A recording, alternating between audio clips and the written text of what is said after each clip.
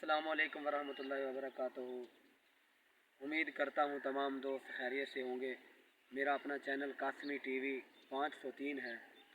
मैंने बारहा आपसे इल्तिजा की है कि आप इसे सब्सक्राइब करें और आइए पंजाबी में आप रुबाई समात फरमाइए।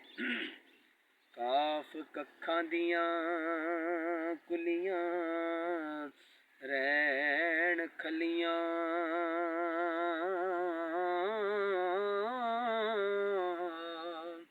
चूनेदार हवेलियां टहंदियां ने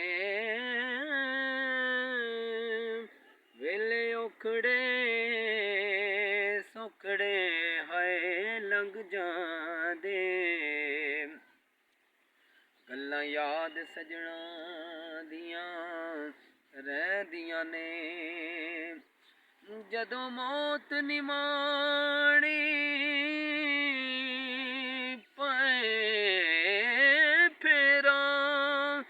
मेहंदियां हत्थां ते लगियां रहिंदियां ने वारिस शाह मापे उदों याद होंदे जदों सिर मुसीबतां पैंदियां ने वारिस शाह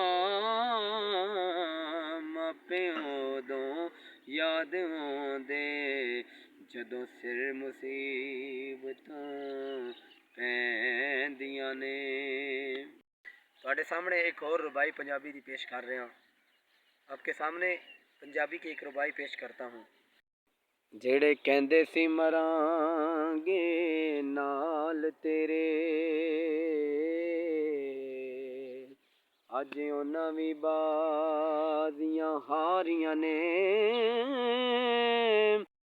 जेड़े तरसदे सन दीद लई दिन राती अज उन्हां वी बारियां मारियां ने जदों बाग च खजाने वाल खोले पंछी उड़ गए मार उडारियां ने मुहम्मद बूटे अजू ठाई जग सारा कमली वाले दियां सच्चियां यारियां ने।